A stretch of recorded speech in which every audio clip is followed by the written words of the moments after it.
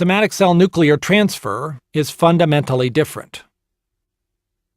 The good news is that these furious debates about stem cells cultivated from human embryos may ultimately turn out to be unnecessary, as another, less ethically challenging pathway may provide even more powerful medical breakthroughs.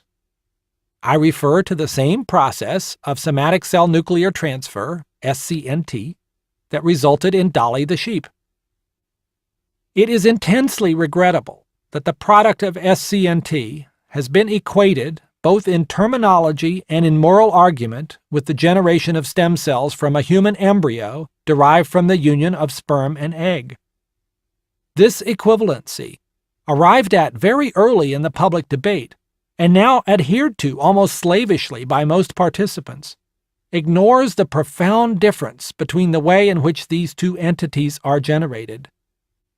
The SCNT procedure has potentially a much greater likelihood of providing medical benefit, and so it is particularly important that we try to untangle the confusion that has surrounded this process. As just described and shown in Figure A.1 in the PDF file, SCNT involves no sperm and egg fusion. Instead, the DNA instruction book is derived from a single cell from the skin or some other tissue of a living animal. For Dolly, it happened to be the udder, but it could be almost anything. Virtually everyone would agree that an initial donor skin cell has no particular moral value. After all, we shed millions of them every day. Similarly, the enucleated egg cell, having lost all of its own DNA, has no potential of ever becoming a living organism, and therefore also does not seem deserving of moral status. Putting these two entities together creates a cell that does not occur naturally, but has great ultimate potential. But should we call it a human being? If one argues that the sheer fact of its ultimate potentiality deserves that claim, then why would not that same argument apply to the skin cell before it had been manipulated? It had potential too. Over the course of the next few years, it is likely that scientists will discover the signals that are contained within the egg cell cytoplasm that allow the skin cell nucleus to erase its history and recover its remarkable potential to turn into many different types of tissues. Thus, it is likely that within a few years, this process will no longer require the egg at all, but will be achieved by dropping any type of cell from an individual donor into an appropriate cocktail of signaling molecules. At what point along that long series of steps should the moral status of a human being be assigned? Wouldn't the result of this procedure resemble an adult stem cell more than an embryonic stem cell? The fuss about SCNT derives from the fact that this bizarre fusion of udder cell and enucleated egg cell ultimately resulted in Dolly. That happened only because the product of SCNT was intentionally placed back into a sheep uterus, hardly something that could happen by accident.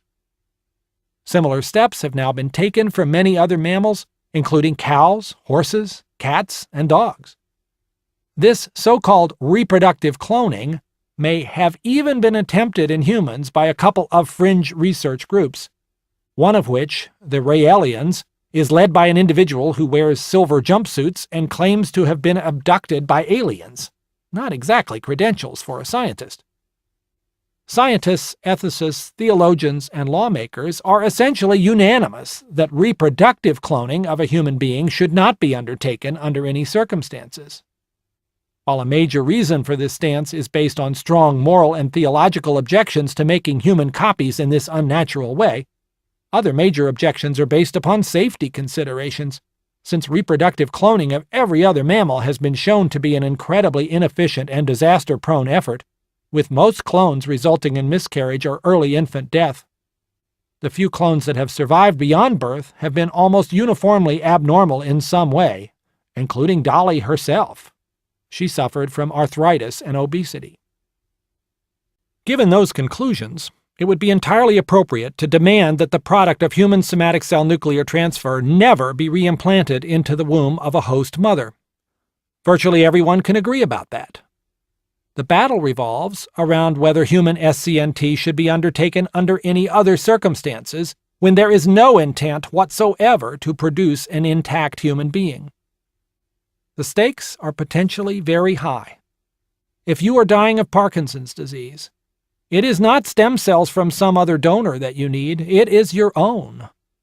After all, over many decades, we have learned through the science of organ transplantation that putting cells from another individual into a recipient predictably creates a destructive rejection response, which can usually be minimized only by careful tissue matching between donor and recipient and the post-transplant use of powerful immunosuppressive drugs, with all of the complications these entail.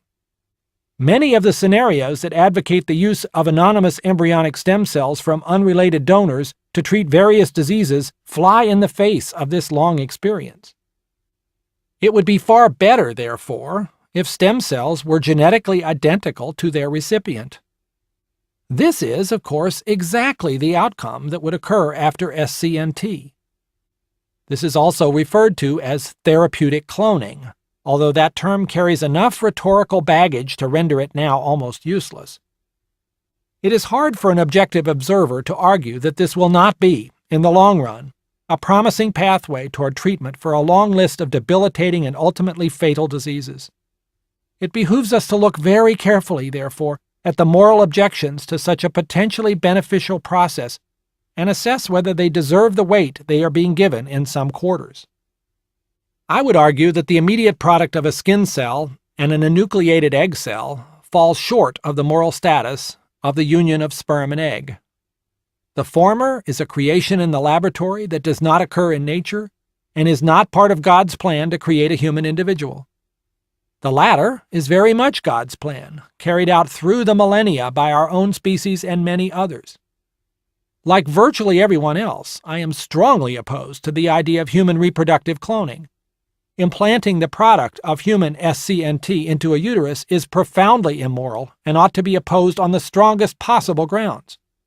On the other hand, protocols are already being developed to convince a single cell that has been derived from SCNT to be converted into a cell that senses glucose levels and secretes insulin, without going through any of the other steps of embryonic and fetal development. If such steps can result in tissue-matched cells that cure juvenile diabetes, why would that not be a morally acceptable procedure? There is no question that the science in this field will continue to move rapidly. While the ultimate medical benefits of stem cell research remain undefined, there is great potential in them. Opposing all research of this kind means the ethical mandate to alleviate suffering has been trumped absolutely by other perceived moral obligations.